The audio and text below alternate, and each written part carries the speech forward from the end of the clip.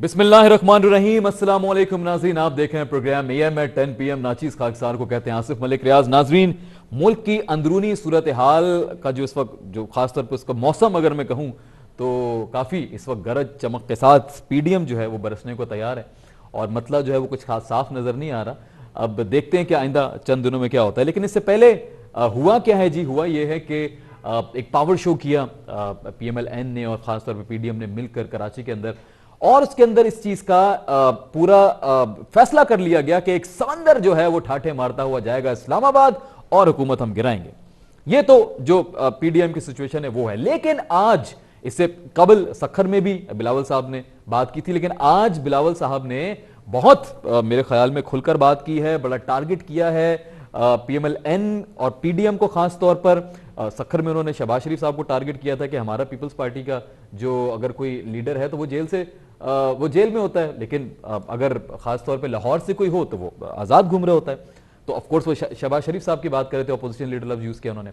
अब यहां पे ये हम इससे पहले एक जनरल फिनोमेना ये चल रहा था कि शायद पीपल्स पार्टी इनके साथ मिल जाएगी, क्योंकि बिलावल साहब ये भी अक्सर कहते नजर आते हैं कि पीपल्स पार्टी जब तक PDM के साथ थी तो PDM चल रही थी, PDM के तमाम फैसले ठीक थे। लेकिन जब से पीपल्स पार्टी ने PDM को छोड़ा है, उसे लदगी के रास्ते अख्तियार किए हैं, PDM का कोई फैसला जामे नहीं है। अच्छा, अब और उन्होंने कुछ बातें की हैं। एक तो उन्होंने इमरान खान साहब या PTI से मुतालबा कर दिया है जी कि इंतखाबात करवाएं, जल्द अज जल्द करवाएं। ये बहुत बड़ा आज मुतालबा रहा बिलावल भुट्टो साहब का।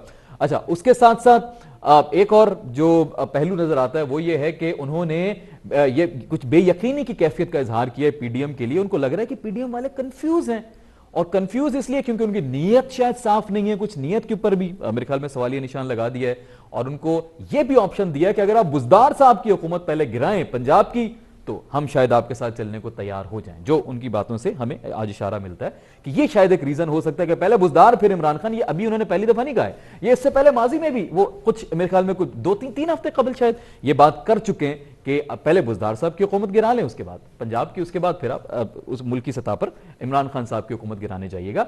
ये अब मशवरा कह लीजिए, अब भी जिस तरह कहा कि जी माजी में भी हमारे मशवरों के ऊपर ही PDM चलती रही है, अब इस वक्त भी मेरा ये मशवरा ही है कि शायद आप जो हैं ये अगर फैसला करें तो शायद हम भी आपके साथ इख्तियार राहें जो हैं वो मिला लें, और जो जुदा हुई थी वो शायद दोबारा आपस में मिल जाएं। अच्छा, उसके साथ साथ एक और जो पहलू था वो ये था कि इस्तीफे जब तक नहीं देंगे तो क्या लॉन्ग मार्च करेंगे। अब लॉन्ग मार्च का क्या, जिस तरह गरज चमक के साथ अभी लॉन्ग मार्च का आगाज तो होने वाला है, तारीख कोई अब तक मेरे ख्याल में अनाउंस नहीं की गई है, कब होगी कैसे होगी, ये जो मौजूद हमें लीडर्स ज्वाइन करेंगे उनसे हम जानने की कोशिश करेंगे, कुछ बुलवाने की कोशिश करेंगे, कुछ शायद हमारे साथ कुछ शेयर कर दें कि क्या कुछ अगर बात चल रही है तो किस तारीख पे बात चल रही है, क्या इशारा मिल सकता है, कोई एग्जैक्ट हमें टेंटेटिव डेट अगर मिल जाए। इसी के साथ साथ जो एक और बहुत बड़ा मेरे ख्याल में जो सिलसिला है वो फवाद चौधरी साहब ने अभी 2 रोज कबल इस बात का इशारा दिया था कि हो सकता है, क्योंकि उन्होंने कहा था जी शहबाज शरीफ साहब के केसेस के फैसले आने वाले हैं तो शायद वो जलसों से खिताब ना कर सके ज्यादा देर तक। अब यहां पे अगर शहबाज शरीफ साहब के खिलाफ कोई फैसला आ जाता है तो क्या PDM दोबारा से उसी लेवल पे उसी स्ट्रांग फोर्स के साथ अटैक कर पाएगी जिस फैसले के साथ वो आगे बढ़ रहे हैं। अब अगर उस स्ट्रांग फोर्स के साथ अटैक नहीं कर पाते, क्योंकि शहबाज शरीफ साहब अगर अंदर चले जाते हैं, उनको दोबारा जेल हो जाती है, या फैसला उनके खिलाफ आ जाता है, उनकी उम्मीदों के बरखिलाफ, तो क्या वो उसको साथ लेकर चल पाएंगे। लेकिन शहबाज शरीफ साहब, अच्छा थोड़ा सा मैं अगर माजी में चला जाऊं, आज से कोई 1 महीना कबल, शायद 1 महीना भी नहीं हुआ इस बात को, जब शहबाज शरीफ साहब की बात हुई थी, ये कश्मीर इलेक्शन के बाद की बात है, नवाज शरीफ साहब से, नवाज शरीफ साहब ने कहा था शहबाज शरीफ साहब को कि आप PDM को दोबारा मुत्तहिद करें, मुतहर्रिक करें, और दोबारा से PDM को आप इस बात पे आमादा करें कि हमने हुकूमत गिरानी है। और शहबाज शरीफ साहब ने ही इसकी लीड ली और एज अ लीडर पूरे PDM को वो लेकर चले, और फजलुर रहमान साहब ने भी इस चीज का ऐलान किया जलसे में कि हम बिल्कुल हम धरने में जाएंगे और इस्लामाबाद बंद करेंगे। मुझे बताया जा रहा है अब्दुल्ला हमीर गुल साहब ने हमें ज्वाइन किया है। मैं सर अस्सलाम वालेकुम, welcome on the show. Senior तजियाकार भी हैं, दिफाई तजियाकार भी हैं, बहुत बड़ा नाम है पाकिस्तान का। जनरल हमीद गुल साहब के फर्जंद भी हैं, और साथ ही साथ सरबरा भी हैं जवारान पाकिस्तान पार्टी के। सर अस्सलाम वालेकुम, वेलकम ऑन द शो। वालेकुम अस्सलाम, बहुत शुक्रिया सर बहुत शुक्रिया आपका कि आपने वक्त दिया। सर आज आपसे कुछ दिफाई हम शायद मौजू पे बात नहीं करने वाले, आज मैं मुल्की सतह के ऊपर जो आपसे बात करना चाहूँगा।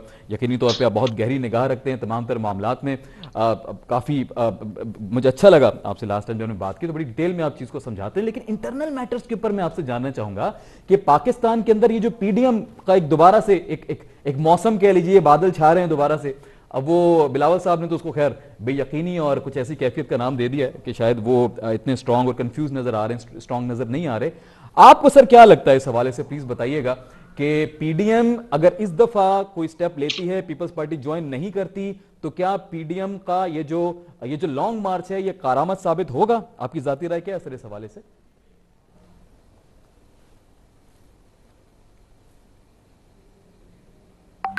जी, बिस्मिल्लाहिर्रहमानिर्रहीम। आपको मेरी आवाज आ रही जी है? जी बिल्कुल आपकी आवाज आ रही है सर।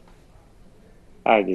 देखें, जहाँ तक ताल्लुक है इस सारे के पीछे, मैं थोड़ा सा आपको आपके सवाल से हट के जवाब देना जी चाहूंगा। Please please. उसमें सबसे बड़ी बात यह है कि अचानक ये पीडीएम क्यों एक्टिव दोबारा हो रही है। हाँ। एक वक्त होता है जब जाहिर है हमारे पड़ोस के अंदर एक बहुत बड़ी तब्दीली आई है और एक अमरीकी इनकलाब। तारीख गवाह है कि जब जब सुपर पावर ने एग्जिट किया या एंट्री की इस रीजन के अंदर, पाकिस्तान में पॉलिटिकल गवर्नमेंट जो थी वो अपनी जगह पे कायम ना रह सकी और पॉलिटिकल डिस्टेबलाइजेशन शुरू हो गई। अच्छा। तो ये एक वक्त है, जाहिर है कि हुकूमत जो एक्सटर्नल फ्रंट के ऊपर इस टाइम पे अपने आप को इन्वॉल्व हुए है, अब उनका जो है वो इंटरनल फ्रंट पर अगर उनको थ्रेट आएगी तो नेचुरली एक बहुत बड़ा उनके लिए मसला बन जाएगा। ये वो अमामिल हैं जिसकी बुनियाद के ऊपर पीडीएम की दोबारा एक्टिविटी जो है वो शुरू हुई है और जाहिर है कि एक नेचुरल अलायंस था उनका राइट विंग के साथ। लेकिन जब पीपल नहीं थे उनके कभी भी ज़हनी हम आहंगी पैदा होना शुरू हुए। जो पीडीएम का जो वर्कर था, चाहे वो मौलाना फजल रहमान के साथ था, वो नवाज शरीफ साहब का वर्कर था या खुद वर्कर था, उनकी एक मेंटल कोहेरेंस नहीं थी।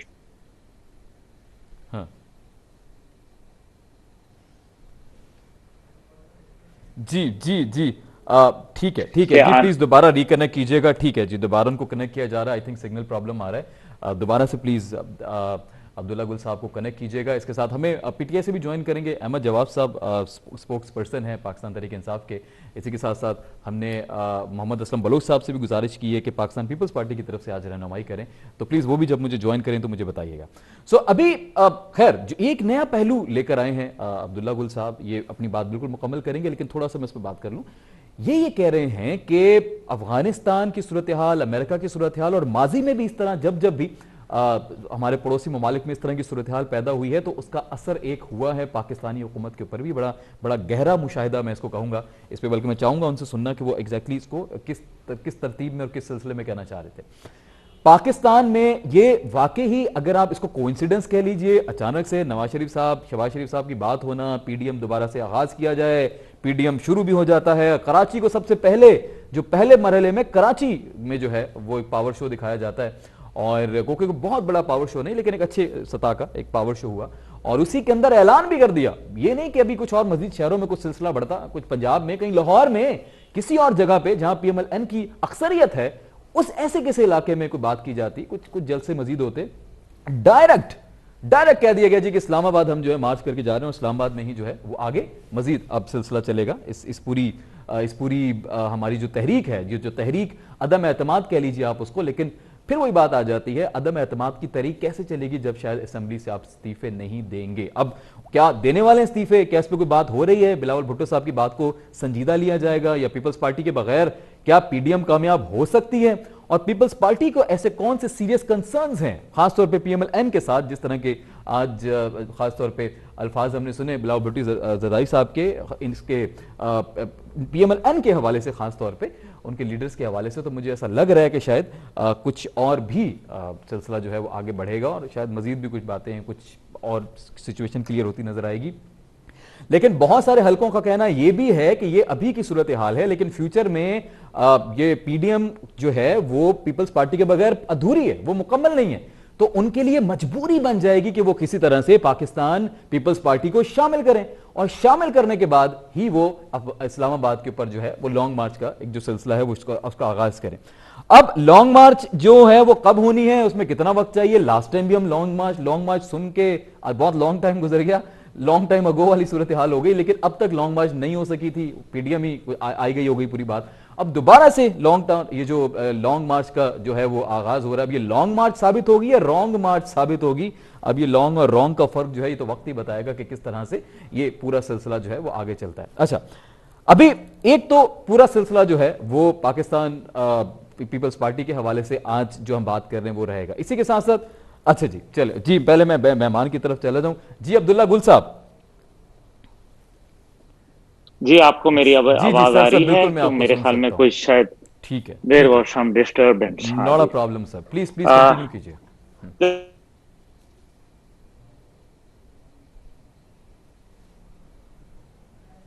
हाँ जी, हाँ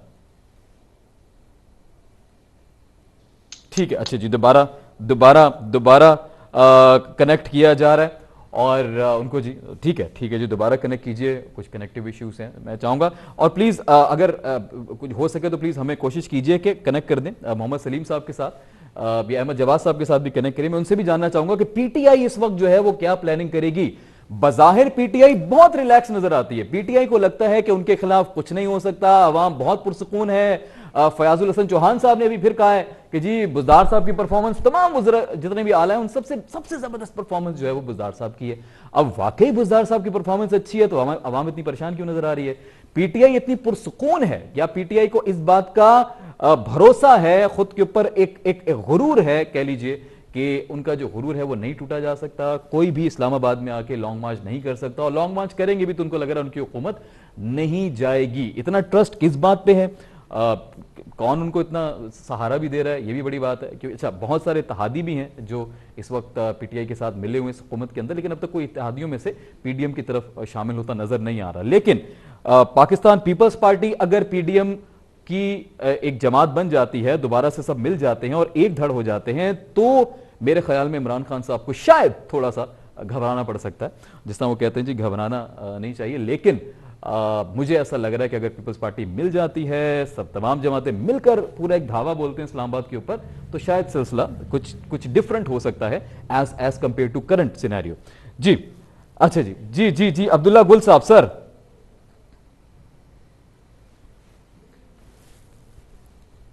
जी अब्दुल्ला गुल साहब।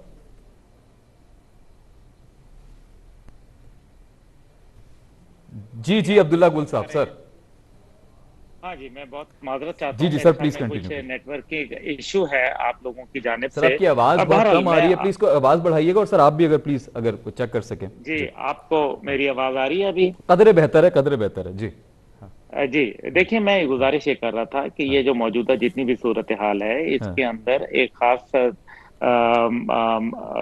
मोमेंट के ऊपर हाँ पीडीएम ने दोबारा इस चीज को रियलाइज किया है कि गवर्नमेंट के हम्म, ऊपर बहुत सारे एक्सटर्नल प्रेशर्स हैं और ये टाइम है कि उनको आप इंटरनली वीक करें। ठीक है। इसमें आप देखें कि पाकिस्तान के वो लोग जो जाहिर है हाँ महंगाई से, बेरोजगारी से और दीगर मसाइल से जो है परेशान हाल हैं। हम्म, जाहिर है जब आप हुकूमत में आ जाते हैं तो आपका सबसे बड़ा दिन वही होता है जिस दिन आप हुकूमत संभालते हैं। हम्म, उसके बाद आपको डाउन हिल ही जाना पड़ता है। तो आपको ऐसे काम करने पड़ते हैं जिससे अवाम के दिल जीते जा सकें, जो फिलहाल हम्म, अभी हम्म, आपको उस अंदाज में कोई अमलन नहीं नजर आता। ठीक है। अब पीडीएम जो है उनका भी सर्वाइवल है। वो हम्म, ये कहते हैं कि अगर उन्होंने इससे पहले बलदियाती इंतखाबात से पहले हम्म, अगर कोई मूवमेंट ना चलाई हम्म, तो फिर इसका मतलब यह है कि 2023 के इलेक्शन में उनके लिए कोई जगह नहीं कोई बनेगी। जगह नहीं है, इसलिए ठीक है। वो कि हम्म, हाँ, हम्म, इसलिए वो कोई रूम नहीं छोड़ना हाँ चाहते। हाँ और जाहिर है दाएं बाजू की एक बहुत हाँ बड़ी किल्लत है।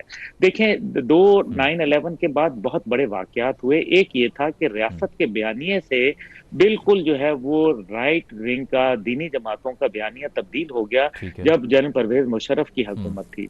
लेकिन ठीक है। उससे भी बड़ा जो है मेरे ख्याल में अलमिया तब हुआ जब पीडीएम बनी, क्योंकि पीडीएम जो थी उन्होंने एक्सट्रीम लेफ्ट के साथ जाके हाथ मिला लिया, महमूद खान अचकजई साहब के साथ, इसी तरीके से असफंदियार वली साहब के साथ, पीपल्स पार्टी के साथ, जो उनके नजरियाती अलायंस में कभी थी नहीं। इसलिए ये एक इत्तेहाद जो था ये नहीं चलना था। मेरी जब मौलाना फजल रहमान साहब से बात हुई तो मैंने, जब उन्होंने मेरे से पूछा तो मैंने कहा आपकी सबसे बड़ी गलती ही ये है कि आपने, जब मकसद जो है वो इस्लामाबाद से आपका हल होना है, आप जब के जाके कभी पशीन में जलसा करते हैं, कभी कराची में करते हैं, कभी आप जो है वो क्वेटा में करते हैं, इसका अफेक्ट क्या होगा। मैंने कहा जी मैं तो फौजी का बेटा हूं, मुझे तो पता है कि इंसान हमेशा अपने टारगेट्स को जो है वो बिल्कुल सामने रखता है। आपको लग रहा है डायरेक्ट जब इस्लामाबाद जाना चाहिए था, इधर उधर जलसे ना करते? देखिए अगर मैं होता तो मैं तो डायरेक्ट इस्लामाबाद अच्छा, डायरेक्ट, अगर अच्छा, मेरे पास पॉलिटिक्स पावर, लेकिन अगर अगर ये मेरे सर पास वो एक हो सकता है, सर माजरत मैं आपको कट ऑफ कर रहा हूं, मेरा पॉइंट समझिएगा, हो सकता है कि उनको अब तक ट्रस्ट ना हो खुद पर, जानना चाह रहे हो कहां से कितने लोग, कुछ आएंगे भी लोग, सपोर्ट करेंगे भी पीडीएम को, शायद उसके बाद वो इस्लामाबाद जाना चाह रहे हो। बहुत मुझे तो यही खूबसूरत आपने रीजन नजर बात आता की, है। जी। बहुत खूबसूरत आपने बात की। देखिए बुनियादी तौर पे ये होता है कि क्या कायदे आजम अगर होते रहमतुल्लाह अलैह, तो क्या वो वेट करते किसी का या वो खुद निकल पड़ते। इसका मतलब है कि वो लीडरशिप ऐसी थी कि उनको अपने ऊपर इतना एतमाद था। लेकिन लेकिन सर मौलाना हमारे के यहाँ अगर ये हवाले से निकल भी जाए बहुत इतने बड़े सारे, बड़े दावे करके, पीछे कोई आए ना फिर, नहीं नहीं वोट को ऐसी इज्जत ही बात ना नहीं दो होती। दे कोई, फिर वो जो इनका एक नारा भी चल रहा नहीं, है। हाँ। देखिए वोट को इज्जत लोग देते हैं, लेकिन हाँ। वोटर की भी तो इज्जत मांगते हैं। अच्छा। ये तो नहीं है कि हाँ। आपकी लीडरशिप बाहर बैठी हो, हाँ। रिमोट कंट्रोल से चल रही हो। क्योंकि मुझे याद है अल्ताफ हुसैन साहब के मामले पे यही बातचीत चलती थी कि वो मुल्क से बाहर रिमोट कंट्रोल से चला रहे हैं। हाँ। आज भी यही वाकयात है। हाँ। देखिए ना, मैं कह रहा था कि जब राइट विंग से जाके एक्सट्रीम लेफ्ट मिल गया पीडीएम की शक्ल हाँ। में, तो राइट विंग का खला पैदा हो गया। मेरी ठीक है, बात को बड़े गौर से सोचिए। मैं समझ रहा हूँ, जब बिल्कुल समझ राइट रहा विंग का खला पैदा हुआ हूँ। तो उस टाइम पे लोग ये सोच रहे थे कि हम्म। इमरान खान साहब शायद राइट विंग हम्म। का जो खला है वो गैप पूरा कर दें। हाँ। लेकिन वो एक लिबरल और सेकुलर जमात के तौर पर सामने आ रहे हैं, ना कि अंडरस्टैंडेबल। एक राइट विंग के तौर पर। हम्म। इसलिए मुल्क में एक राइट विंग का शदीद खला है, और ये हाँ। मेरी बात आज लिख लीजिए कि राइट विंग से एक नई ताकत उभरेगी। अच्छा। और वो आप देखेंगे कि वो लाजमी उभरेगी, हाँ। लेकिन वो पुराने चेहरों पे मबनी नहीं होगी। हम्म। उसके अंदर हो सकता है कुछ पुराने चेहरे हों, लेकिन हाँ। उसमें ज्यादा नौजवान होंगे, उसके अंदर वो लोग होंगे हम्म। जो अच्छा नाम रखते हैं, जो अच्छा। पाकिस्तानियत, जो नेशनलिज्म को हाँ। प्रमोट करते हैं, और हाँ। साथ ही साथ जो हाँ। दीनी और हाँ। जो लिबरल तबका है हाँ। उसके दरमियान में एक ब्रिज का किरदार ठीक अदा है। करते हो। ये हाँ। कुव्वत एक नेचुरल है, और हम्म। कोई भी दुनिया का मुल्क राइट विंग के बगैर नहीं चलता, ये बात तो तय है।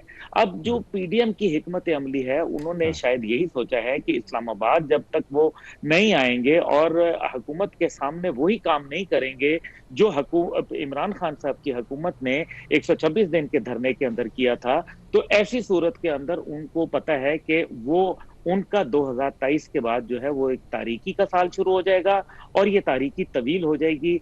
अपने डिमाइस से पहले हम्म। पीडीएम जाहिर है ये चाहेगी, और तमाम ये सियासी जमातों का हम्म। मुश्तरका मफाद है कि वो इकट्ठे हो जाएं, और इकट्ठे होके जो है वो एक स्ट्रगल करें, और उस स्ट्रगल के अंदर बाद में जो बनकर हाँ। बांट होगी वो होगी। मेरा ख्याल है अभी तक हम्म। पीडीएम शायद इस सब हिकमत अमली पे चल रही है। ठीक है।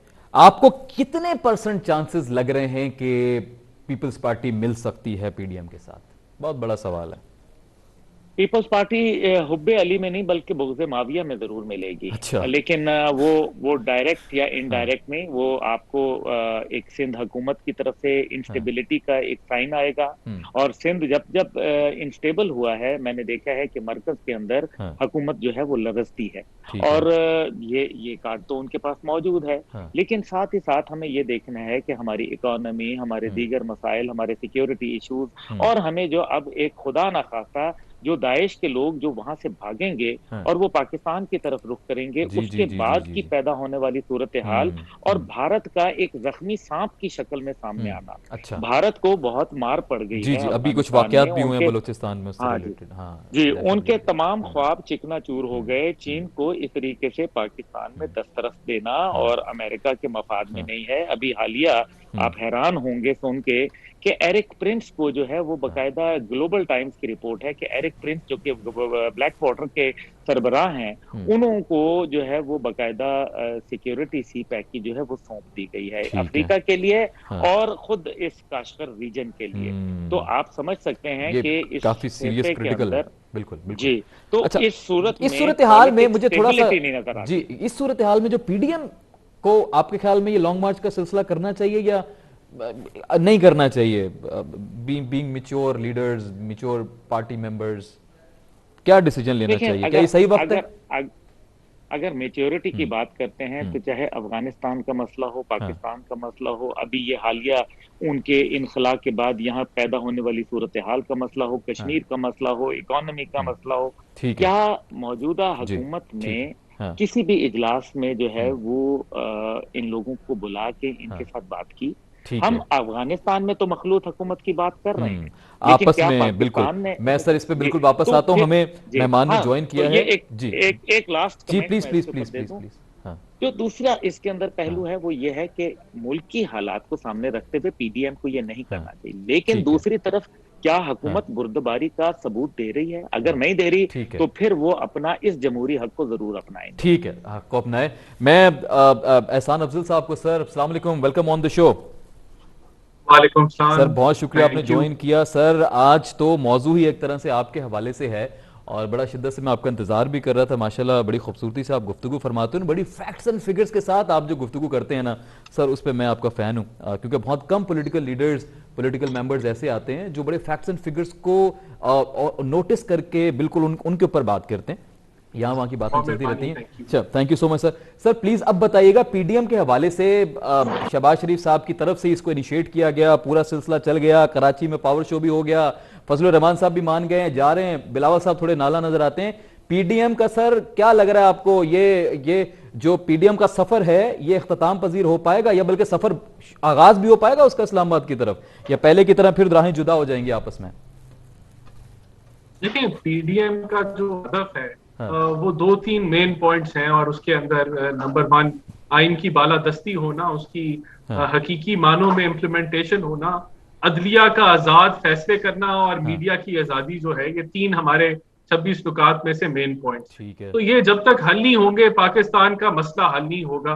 पाकिस्तान की जो तरक्की है वो उस तरीके से नहीं चलेगी जो बदकिस्मती से आज बांग्लादेश भी हमारे से आगे निकल गया, श्रीलंका भी हमारे से आगे निकल गया।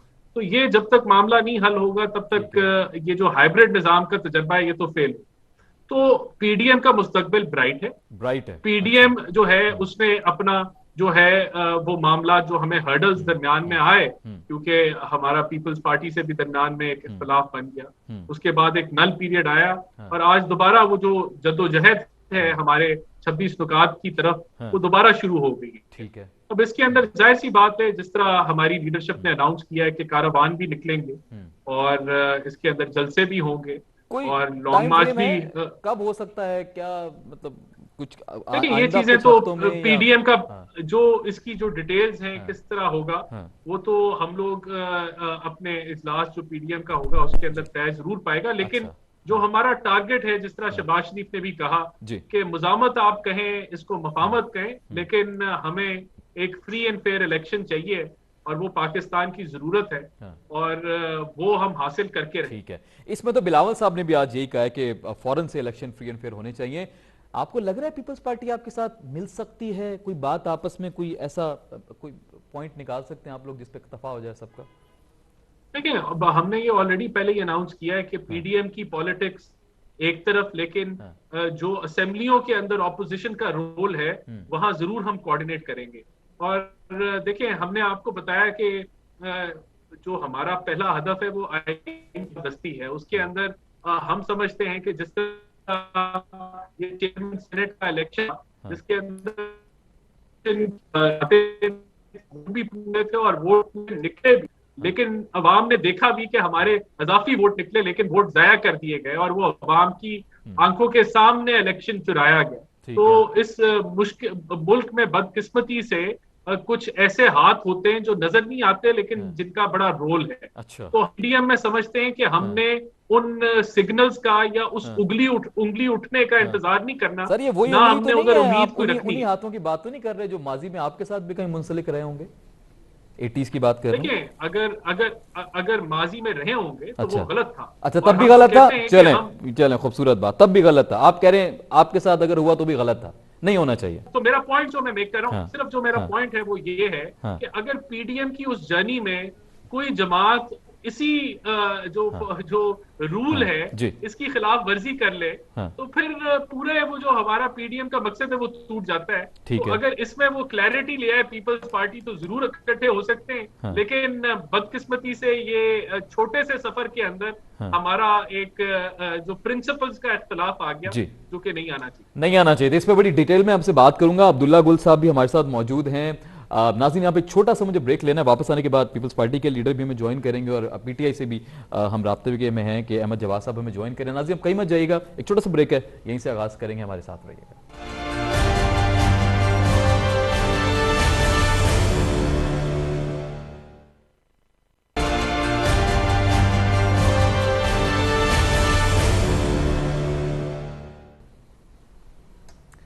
जी नाजरीन, वेलकम बैक। लौट कर वापस आ चुका हूं और इस वक्त जो है वो बात हो रही है पाकिस्तान डेमोक्रेटिक मूवमेंट पीडीएम के हवाले से, जिसमें इस वक्त दो मौजूद मेहमान मेरे साथ मौजूद हैं। मजीद मेहमान हमें ज्वाइन करेंगे, कुछ कनेक्टिविटी इशूज़ फेस हो रहे हैं हमें।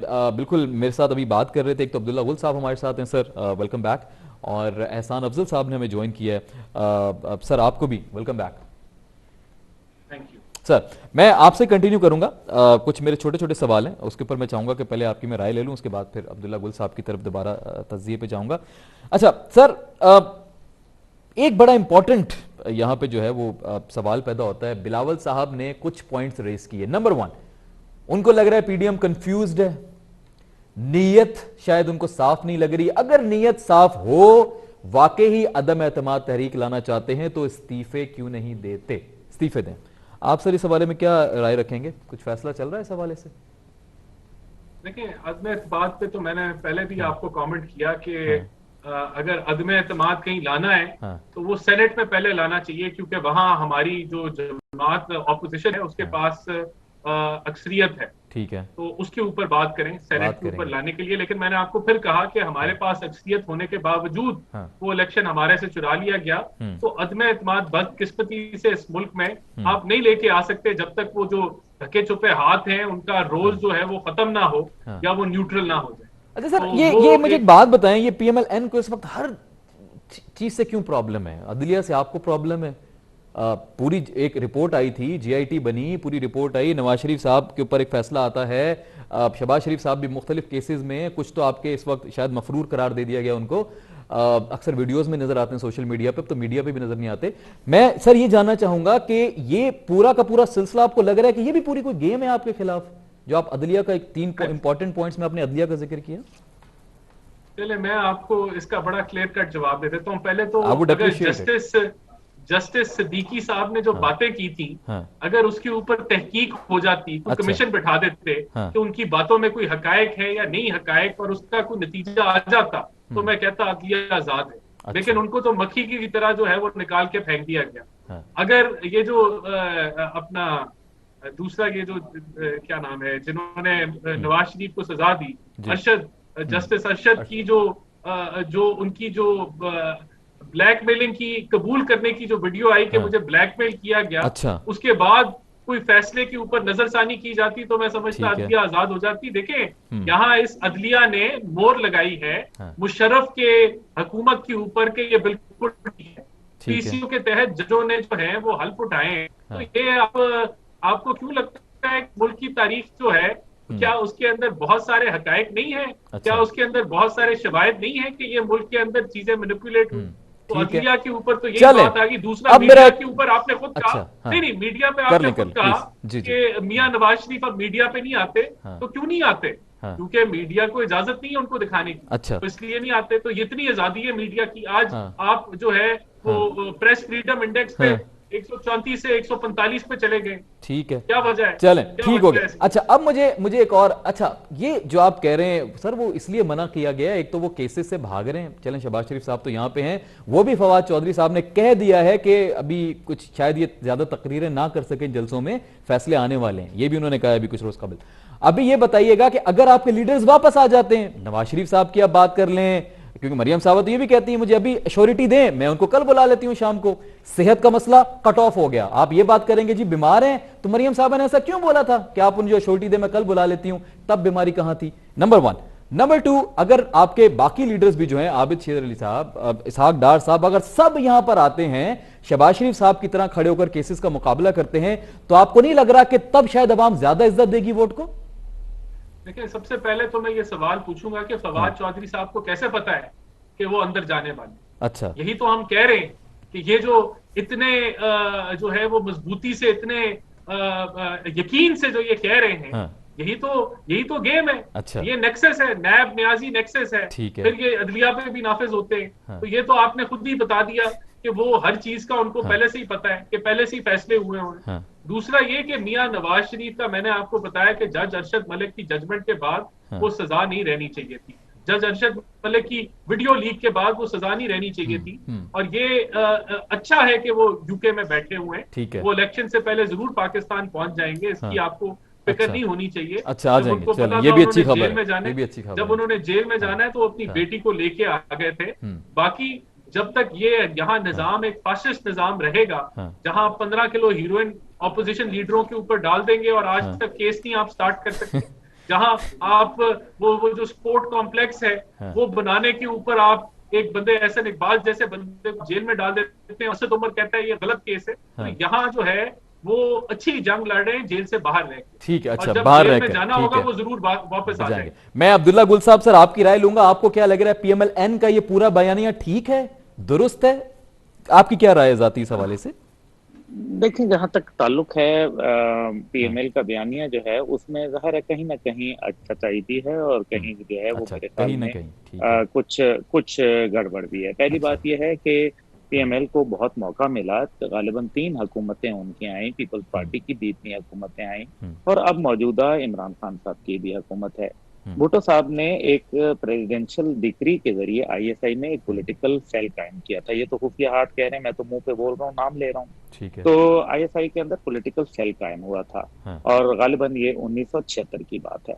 और उसके बाद से कई हुकूमतें आई गई, क्या उन्होंने वो पॉलिटिकल सेल खत्म कर दिया ISI में से? क्या ये किसका काम था? क्या आपने करना था, या अब्दुल्ला ने करना था, या किसी और ने करना था? ये एक सोचने वाली बात है, क्योंकि ये एक ऐसी छुरी है, जब अपने हाथ में हो तो बहुत अच्छी, लेकिन जब दूसरे के हाथ में हो तो ये बहुत बुरी लगती है।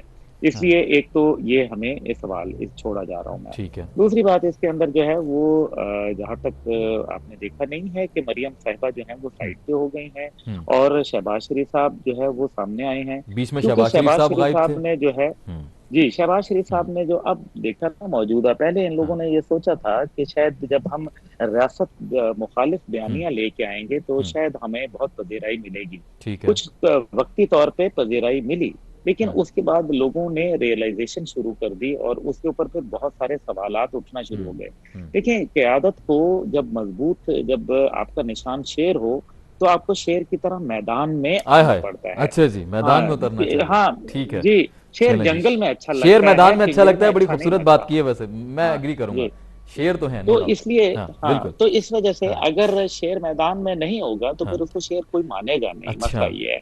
दूसरी बात मैंने आपसे पहले ही बता दी कि PDM के जब बयानिए के साथ एक्सट्रीम राइट के जो है वो एक्सट्रीम लेफ्ट के साथ मिलाप हुआ, तो लोगों में एक राइट विंग का जो इमेज था वो बहुत बुरी तरीके से टारनिश हुआ। ठीक है। तीसरी बात इसके अंदर यह है कि अब आप देखें कि मरियम साहिबा ने क्योंकि बहुत सख्त रवैया इख्तियार किया, अब उनको साइड पे करके शहबाज शरीफ साहब को जो है वो लाया जा रहा है। हाँ। इसमें कोई बुरी बात नहीं है, ये सियासत होती है, सियासत के अंदर बहुत सारे पैंतरे बदले जाते हैं। वहाँ जरदारी साहब बदलते हैं, यहाँ ये लोग करते हैं, और इमरान खान साहब भी इसी तरह से करते रहे हैं। वो लोग जो माजी के अंदर जो है वो बड़े बड़े करप्ट लोग थे, जो कातिल लीग थे या वो दहशतगर्द ग्रुप थे वहाँ कराची के अंदर, वो जब बहिश्ती दरवाजे से आए PTI के तो वो जन्नती कहलाते हैं। तो ये ऐसा होता रहता है। This is all politics. But reality ये है कि अवाम नास के दिल हाँ, से पॉलिटिशियंस का जो एक इज्जत है, हाँ, जो उनके मुतल्लिक एक आरा है, वो खराब हो रही है। और जो आपके ठीक है। पड़ोस में निजाम आ रहा है, हाँ, इसकी प्यास दिन ब दिन पाकिस्तान में बढ़ेगी। अच्छा। और आपका निजाम जमहूरियत और निजाम हाँ, अदलिया आम आदमी को उसकी तसल्ली और तशफ़ी नहीं करा पाया, जिसकी ठीक वजह है। से लोगों में एक निजाम की हम्म, तब्दीली हम्म, की जो ख्वाहिश है वो बढ़ेगी, जिसकी बुनियाद पे मैंने आपको कहा कि हम्म, एक चौथी कुव्वत आएगी। अच्छा, ठीक है, चौथी कुव्वत आएगी। जी राना एहसान साहब, एक तो अगर आपको जवाब देना चाहें, दूसरा मैं आपसे ये जानना चाहूंगा, पीपल्स पार्टी अगर नहीं आपके साथ ज्वाइन करती, at the end of the day ये फैसला होता है कि पीपल्स पार्टी कहते नहीं जी हम इधर ही अच्छे हैं, आप खुद जाएं सफर पे, फिर भी आप निकलेंगे सफर पे पीपल्स पार्टी के देखिए, बगैर?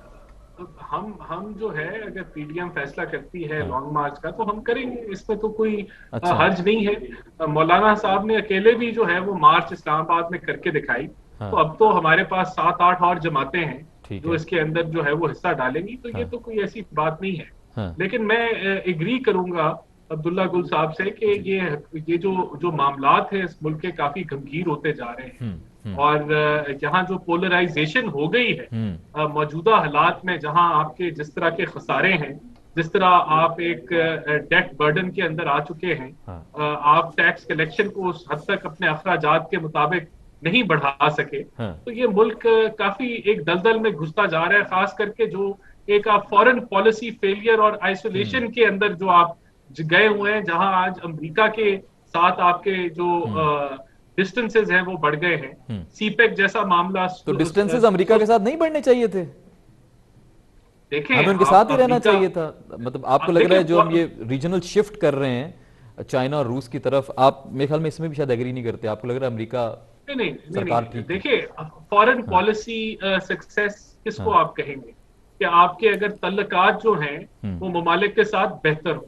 ठीक है। अगर अगर आपके तल्लकात बदतर होंगे हाँ, और आप फॉरेन पॉलिसी को बेस करेंगे बयानात के ऊपर जो आप अपने मुल्क के अंदर बैठ ही देते हैं, या आप ओआईसी को ललकारेंगे जिस तरह ललकारा गया और हाँ, उसके नतीजे में कुछ भी नहीं होता, हाँ, तो ये पॉलिसी नहीं है। फॉरेन ठीक है। पॉलिसी तो हदफ जो है वो अचीव करना है। बेशक हाँ, आप बैकडोर डिप्लोमेसी से करें, हाँ, बयानात दिए बगैर करें, और अपना जो है हदफ। अब आप देखें, मिसाल के तौर पे कश्मीर के अंदर जी। हम कहते हैं कि हम चैंपियंस हैं कश्मीर के, हमने हर जगह उजागर की बात, हाँ, लेकिन हकायक क्या है कि आप एक भी इंटरनेशनल ऑब्जर्वर हाँ, को कश्मीर में नहीं भेज सके, जबकि इंडिया ने बदतरीन जुल्म किया उस पूरी खित्ते के ऊपर के उसको एक जेल में तब्दील कर दिया। तो ये आपकी फॉरेन पॉलिसी सक्सेस है।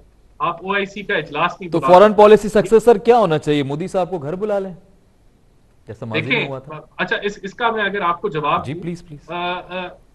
जब वाजपेयी साहब आए लाहौर, हाँ, तो वो आपके घर ही आए थे, हाँ, मीनारे पाकिस्तान जी में। जी, मैं यही तो कह लेकिन रहा वो चीज हूँ। हाँ, एक्सेप्टेबल नहीं हुई, अच्छा। वो नागुजीर गई, और आपने जो है एक तो हमने कारगिल देख किया लिया कि उसमें वो हम। अच्छा साबित नहीं हुआ, तो मोदी साहब को तो हम नहीं बुला नहीं नहीं सकते, ये साबित नहीं हो नहीं गया। नहीं, मैं हाँ, मैं मुझे सिर्फ अगर मुकम्मल कर लेने दें। फिर जी प्लीज। कारगिल हुआ, ठीक है। और आप कारगिल पे कमीशन नहीं बैठा सकते। हाँ, फिर आप जब वजीर सदर बन गए इस मुल्क के, तो हाँ, आपको लगा कि नहीं, हमें सुलह करनी है और हमें एक पीस ब्रोकर करना है और डील हाँ, ब्रोकर करनी है। और जितना करीब मुशर्रफ गए कश्मीर इशू को रिजॉल्व करने, वो कोई भी नहीं किया। ठीक है, एग्री, लेकिन जब टोटली एग्री। पॉलिटिकल फोर्सेस कर रही थी, हम्म, वो कबूल नहीं था।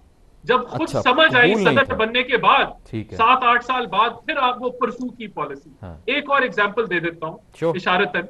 श्योर। आपने जो है तजारत बंद कर हम्म, इंडिया के साथ, जब कश्मीर एनेक्स हुआ, हम्म, बड़े आपने बगलें बजा के तजारत बंद कर दी। और दूसरा, आपने जो कश्मीर हाईवे उसको श्रीनगर हाईवे का नाम जो है जी वो दे चेंज दिया। कर दिया। अच्छा, फिर आपको लगा कि जब भाई ये चाइना और इंडिया हाँ, की जंग लगी, तो उन्होंने तो तजारत नहीं बंद की और उनके मामला तो चलते रहे। फिर आपको शायद ये जो बैकडोर में जो बैठे हुए, उन्हीं को ख्याल आया कि तजारत खोलो भाई, अच्छा। कुछ तो रस्ते, कोई बातचीत चले। और तजारत खोलने की कोशिश की, तो फिर वो पॉलिटिकल नैरेटिव ने आपका साथ नहीं दिया, हाँ, आप नहीं खोल सके। ठीक तो है। मसला ये है, आप दवाएं देते हैं कि मोदी जीत जाए तो कश्मीर का हल हो जाएगा। आप सालसी बनाने जाते हैं अमेरिका को, लेकिन जब मोदी खुद चल के आता है तो आप गद्दारी का ताना देते हैं। अच्छा। कहने का मतलब, हाँ, आपने जो जहर उगला हुआ है या जो नैरेटिव बिल्ड किया हुआ है, हाँ, वो बार बार आपके आगे आ जाता है। लेकिन ठीक आपको है। समझ कब आती है, समझ कब आती है, आखिरी पॉइंट, हाँ, प्लीज समझ तब आती है जब आप दूसरी एक्सटेंशन पे होते हैं। हाँ, ठीक है समझ आपको तब आती है जी। जब आप जो है सदर पाकिस्तान बन जाते हैं और 5वें 6ठे साल में। ठीक है। लेकिन जब सियासतदान ये कुछ करना चाहें हाँ हाँ, तब वो गद्दार बन जाते हैं। ठीक है। ये मैंने आपको बड़ी गहरी ये मैं बात कर अब्दुल्ला दी है। गुल साहब से भी इस पे कमेंट ले लेता हूँ। सर, आपको क्या लग रहा है, पॉलिटिकल पार्टीज में चलें, पीटीआई तो जो भी कर रही है उन्होंने ठीक कहा, हमने कोई ऑब्जर्वर नहीं भेजा, दो हालात खराब है, बस हमने उनका मीडिया बंद कर दिया और कुछ ट्रेड ताल्लुकात खत्म कर दिए और कहा जी बातचीत हो ही नहीं सकती। पीटीआई ने ये स्टैंड अपनाया जब तक के कश्मीर का मसला हल नहीं होता। ये हम कश्मीर की आज बात नहीं करें, लेकिन ये पॉइंट निकल आया है और वो मेरे ख्याल में सियासी पहलू भी है। पीएमएलएन बिल्कुल एक मुख्तलिफ जाविया रखती है और पीटीआई बिल्कुल एक मुख्तलिफ जाविया लेकर चल रही है। आप कैसे देखते हैं सर इस पूरी सूरत हाल को पॉलिटिकली? देखिए, जहां तक ये कहा जाता है कि पीटीआई के दौरे हुकूमत के अंदर कश्मीर का जितना जबरदस्त केस जो है वो लड़ा गया, हाँ। ये माजी में इसकी मिसाल नहीं मिलती। ये बात अच्छा। बिल्कुल दुरुस्त है। हाँ। लेकिन इससे पहले कभी कश्मीर एनेक्स भी नहीं हुआ था। ठीक है। कभी कश्मीर जो है वो उन्होंने गस्ब भी नहीं कर लिया था। तो एक्स्ट्रा ऑर्डिनरी कंडीशन थी, एक्स्ट्रा ऑर्डिनरी मेजर्स तो लेने चाहिए थे। हाँ। लेकिन साथ ही साथ यह है कि अगर हम ये सिर्फ भूल जाते हैं कि हमने उनके साथ सिफारती ताल्लुकात, देखिए मैं सफीरों के हल्के में रहता हूँ और सफीर मुझे आके हंसते हैं मेरे से, कहते हैं मिस्टर गुल आप एक तरफ उनके साथ तिजारत करते हैं, एक तरफ उनके साथ सिफारत करते हैं, उनको जो है फिजाई रास्ते देते हैं, उनके साथ अफगान ट्रांजिट ट्रेड की इजाजत देते हैं, सिक्योरिटी काउंसिल में जाके उनको वोट दे देते हैं उनके हक में। हाँ। तो आप जो है वो कौन सा आप चाहते हैं कि कोई और थर्ड मुल्क जो है वो आके आपका ठीक है। तो हमने जो स्ट्रॉन्ग अब ये स्टांस लिया हुआ है, राब्ते बिल्कुल मुनक़ता किए हुए, वो ठीक है। वो तो कह रहे हैं चाइना को देखकर हम तो दोबारा से ट्रेड स्टार्ट करना चाहते हैं। किसने कहा है आपको कि हमने राना एहसान साहब कह रहे हैं कि जी चाइना की ट्रेड, मिसाल दी उन्होंने चाइना के साथ, जब उनके ताल्लुकात खराब हुए तो उन्होंने ट्रेड बंद नहीं की थी। नहीं, मौजूदा इंडिया के साथ पाकिस्तान की ट्रेड की बात कर रहा हूँ। जी जी, मैं उसी की उन्होंने एग्जांपल दी है। हाँ नहीं, कोई ट्रेड बंद नहीं हुआ, बिल्कुल ट्रेड चल रहा है। और चाइना के दरमियान में जब लद्दाख का मामला आया तो उसके ऊपर तो है वो ज़ाहिर है हमारे ऊपर एक सर्टेन प्रेशर था और वो एक वकी तौर पे। तो राना एहसान साहब ये कह रहे हैं शायद पीएमएलएन की, सर यही पॉलिसी में, बस आखिरी मिनट है, पीएमएलएन की शायद यही जो है वो साइकोलॉजी है, पॉलिसी है, नैरेटिव है कि ट्रेड बंद नहीं होनी चाहिए, बाकी आप अपने एंड पे कश्मीर का मसला उजागर करते रहें। लेकिन आप ऐसा कह रहे हैं कि नहीं, बिल्कुल होना चाहिए, ट्रेड बंद होना चाहिए, बिल्कुल। अच्छा, आप भी ट्रेड होना चाहिए। नहीं, आप मुझे ये बताइए कि आपके अगर घर से कोई अगवा करके किसी बच्ची को ले जाता है तो आप उसके साथ ट्रेड करते हैं? तो फिर यहाँ जब 15,500 औरतों की इज्तिमाई आबरू रेजी हो रही हो तो हमें उनके साथ ट्रेड करना चाहिए? क्या कुरान और सुन्नत इसका हुक्म देता है? ठीक है, ठीक हो गया, बिल्कुल बिल्कुल सर। सर बहुत शुक्रिया, वक्त बिल्कुल खत्म हो गया है। मैं राना एहसान साहब दोबारा इंशाल्लाह फिर आपको मदू करूंगा। अब्दुल्ला साहब आपको भी बहुत शुक्रिया। नाज़रीन बिल्कुल वक्त की किल्लत है मेरे पास, लेकिन देखते हैं अभी आइंदा कुछ दिनों में, कुछ हफ्तों में ये मजीद डेवलपमेंट होगी और देखते हैं क्या वाकई पीडीएम इस दफा जामे हिकमत अमली के साथ क्या इस पूरे मौसलाधार सिलसिले को जो वो कह रहे हैं गरज चमक के साथ क्या ले पहुंचेंगे, इस्लामाबाद में पहुंच जाएंगे। और फिर वहां पे पीटीआई का रिएक्शन क्या होगा, वो बहुत सुकून में इस वक्त, उनकी तरफ से क्या कोई खलबली मचेगी उनकी सफ़ों में, अब ये वक्त बताएगा। फिलहाल के लिए इतना, इंशाल्लाह कल आपसे होगी मुलाकात ठीक रात 10 बजे। अपना बहुत ख्याल रखिए, देखते रहिए स्टार न्यूज़ पाकिस्तान। आसिफ मलिक को दीजिए इजाजत। फी अमानिल्लाह, पाकिस्तान जिंदाबाद।